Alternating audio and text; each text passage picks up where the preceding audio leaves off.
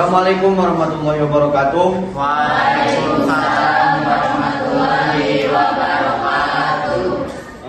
Izin untuk presentasi dari kami kelompok 1 dengan saya.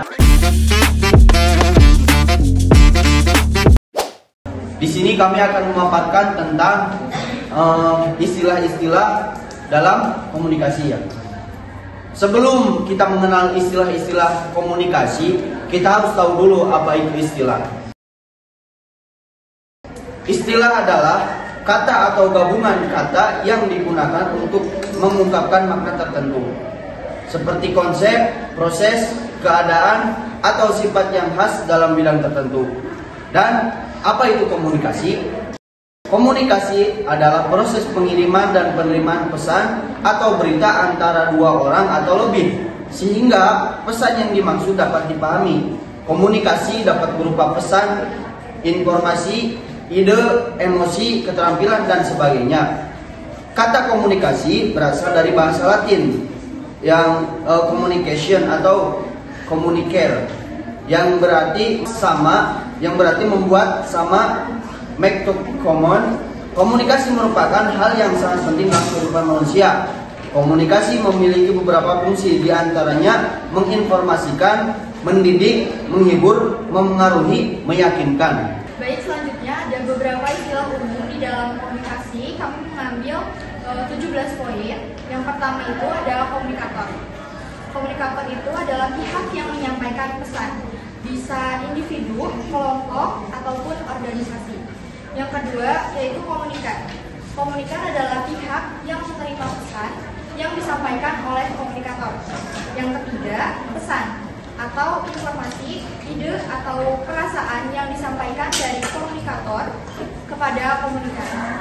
Yang keempat, ada media, yaitu sarana atau alat yang digunakan untuk menyampaikan pesan. Misalnya media cetak, televisi, radio ataupun internet. Yang kelima yaitu ada konteks, yaitu situasi atau lingkungan di mana komunikasi terjadi baik fisik, sosial maupun psikologis. Yang keenam ada istilah umpan balik atau biasa dikenal sebagai feedback, yaitu respon atau reaksi dari komunikan terhadap pesan yang diterima yang dapat mempengaruhi komunikasi selanjutnya. Yang kedelapan ada istilah kode, yaitu sistem atau simbol ataupun tanda yang digunakan untuk menyampaikan pesan, misalnya bahasa verbal ataupun non-verbal. Yang sembilan ada istilah noise atau gangguan, yaitu faktor-faktor yang menghambat atau mengganggu proses komunikasi baik dari internal maupun eksternal. Contoh internalnya adalah pikiran ataupun emosi, dan eksternalnya suara bising ataupun gangguan teknis. Selanjutnya akan dilanjutkan. Selanjutnya yang ke-10 ada interpretasi, yaitu proses memahami dan memberi makna terhadap pesan yang diterima. Yang ke-11 yaitu komunikasi verbal, yaitu komunikasi yang menggunakan kata-kata baik secara lisan maupun tulisan. Yang ke-12 ada komunikasi nonverbal, yaitu komunikasi yang menggunakan isyarat tanpa kata seperti bahasa tubuh, ekspresi wajah, gerakan tangan, dan intonasi suara. Yang ke-13 ada komunikasi antar pribadi atau interpersonal communication, yaitu komunikasi antara dua individu atau lebih yang terjadi secara langsung. Yang ke-14 ada komunikasi massa, yaitu komunikasi yang dilakukan melalui media massa seperti surat, kabar, televisi, radio, atau media sosial.